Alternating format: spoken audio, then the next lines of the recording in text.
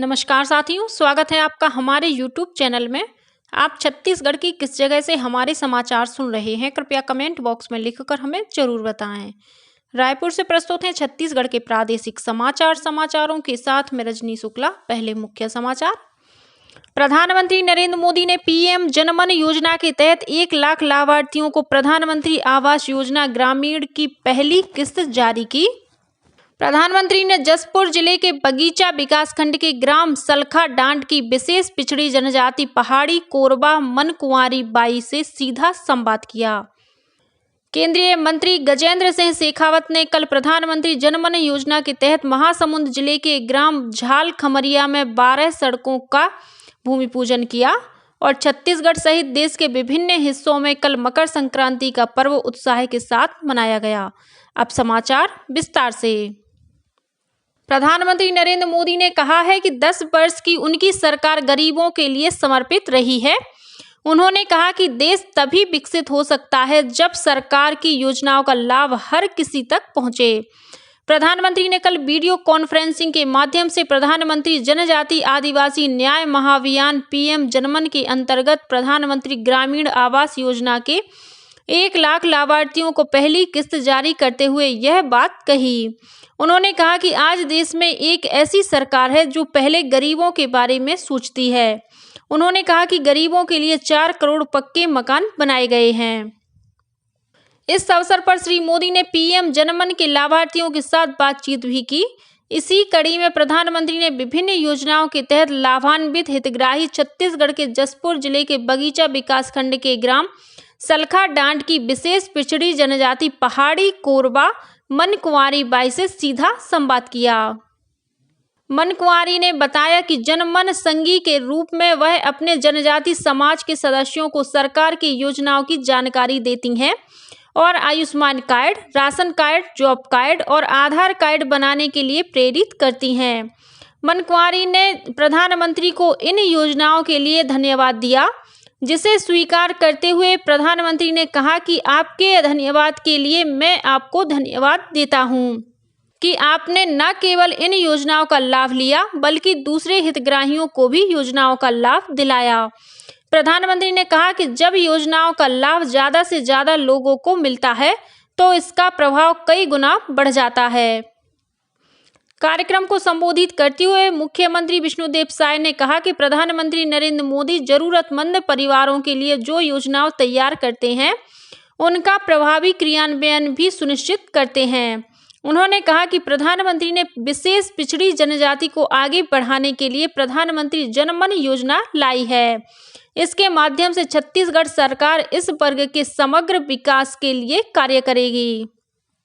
गौरतलब है कि अंतिम छोर के अंतिम व्यक्ति को सशक्त करने के प्रधानमंत्री के अंत्योदय के दृष्टिकोण के अनुरूप पिछले वर्ष नवंबर महीने में विशेष रूप से कमजोर जनजातीय समूहों पीवीटीजी के सामाजिक आर्थिक उत्थान के लिए पीएम जनमन का शुभारंभ किया गया था।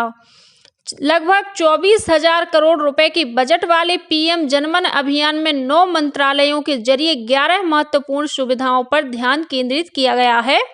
इसका उद्देश्य सुरक्षित आवास, स्वच्छ पेयजल, शिक्षा की उपलब्धता, स्वास्थ्य और पोषण, बिजली, सड़क और दूरसंचार कनेक्टिविटी और आजीविका के सतत अवसर सहित बुनियादी सुविधाओं के साथ आवास उपलब्ध कराकर विशेष रूप से कमजोर जनजातीय समूहों पीवीटीजी की सामाजिक आर्थिक स्थिति को उन्नत बनाता है।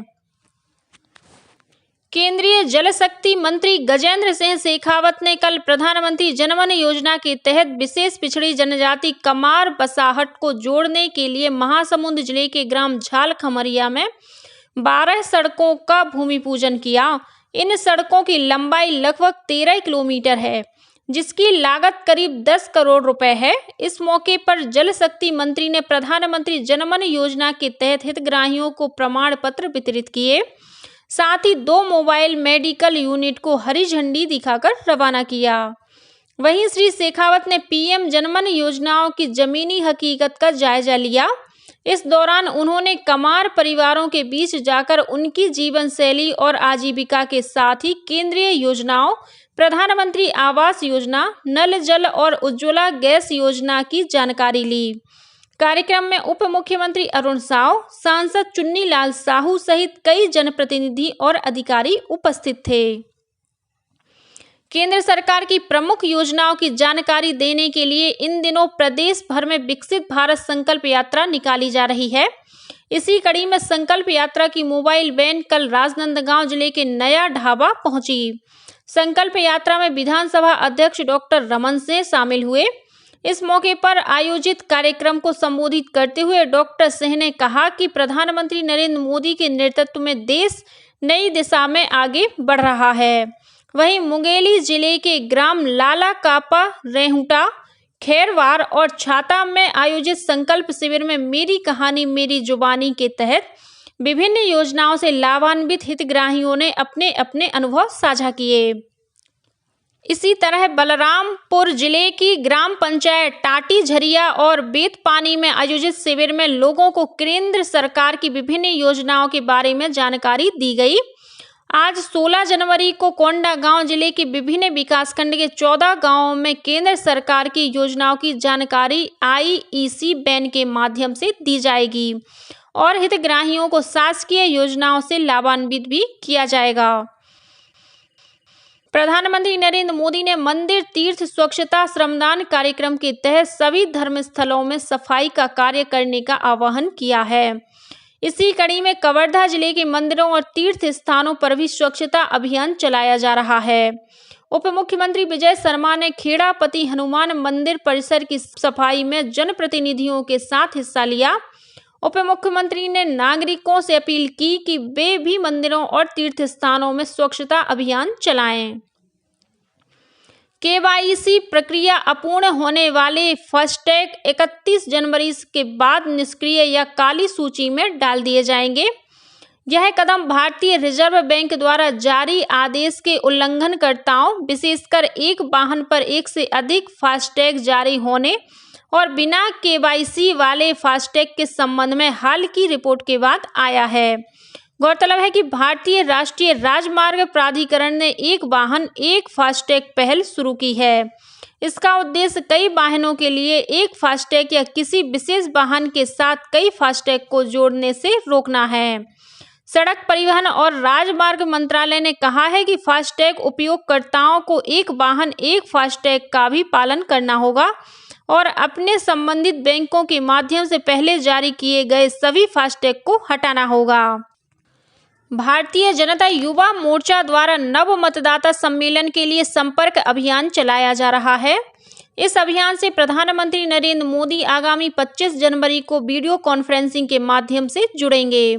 इस दौरान प्रधानमंत्री छत्तीसगढ़ के 176 स्थानों में आयोजित होने वाले इस सम्मेलन में युवाओं से सीधे संवाद करेंगे। भाजयुमो के प्रदेश अध्यक्ष रवि भगत ने रायपुर में आयोजित एक पत्रकार वार्ता में बताया कि यह अभियान प्रदेश की सभी विधानसभाओं में चलाया जाएगा। इस दौरान सभी कॉलेज, शिक्षण संस्थाओं और कोचिंग सेंटरों में नव युवाओं से संपर्क कर उन्हें नमो ऐप से जोड़ा जाएगा। पत्रकार वार्ता के दौरान नव मतदाता लिंक का विमोचन किया गया। कबीरधाम जिले के ग्राम नागा डबरा में रविवार रात एक झोपड़ी में आग लगने से एक ही परिवार के 3 लोगों की मौत हो गई।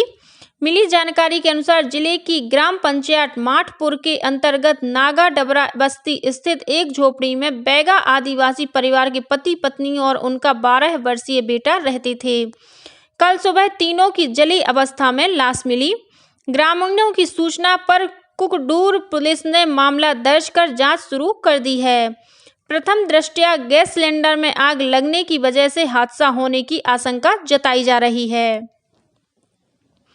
गणतंत्र दिवस के अवसर पर 26 जनवरी को राज्यपाल विश्वभूषण हरिचंदन की गरिमामय उपस्थिति में राजभवन में शाम को स्वागत समारोह का आयोजन किया जाएगा, जिसमें पद्मश्री, पद्म भूषण से सम्मानित राज्य के नागरिकों, जनप्रतिनिधियों सहित गणमान्य नागरिकों को आमंत्रित किया जाएगा।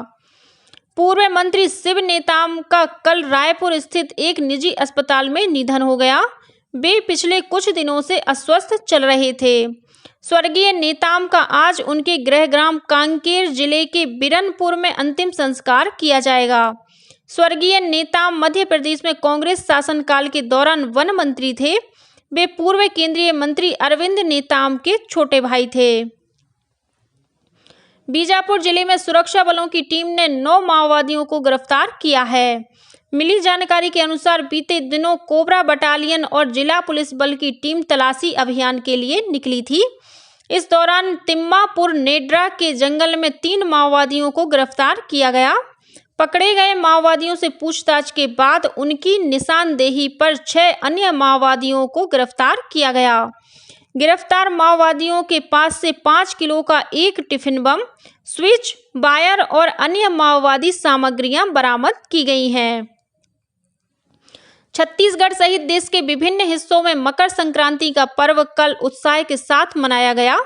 सूर्य के उत्तरायण में प्रवेश करने पर यह त्योहार मनाया जाता है।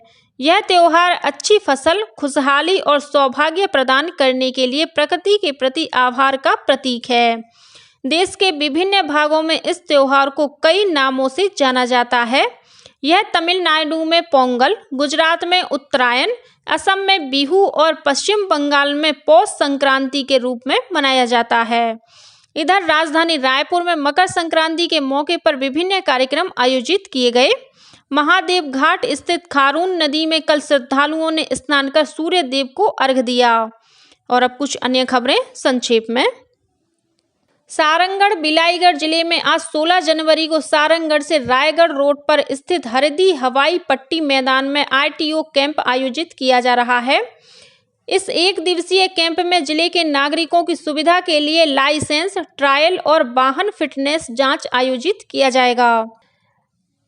58वीं national cross country athletics championship 2024 Bihar के गया में आयोजित होगी, जिसमें बीजापुर स्पोर्ट्स अकादमी की एथलेटिक्स खिलाड़ी पूजा वाचम अपना जौहर दिखाएंगी।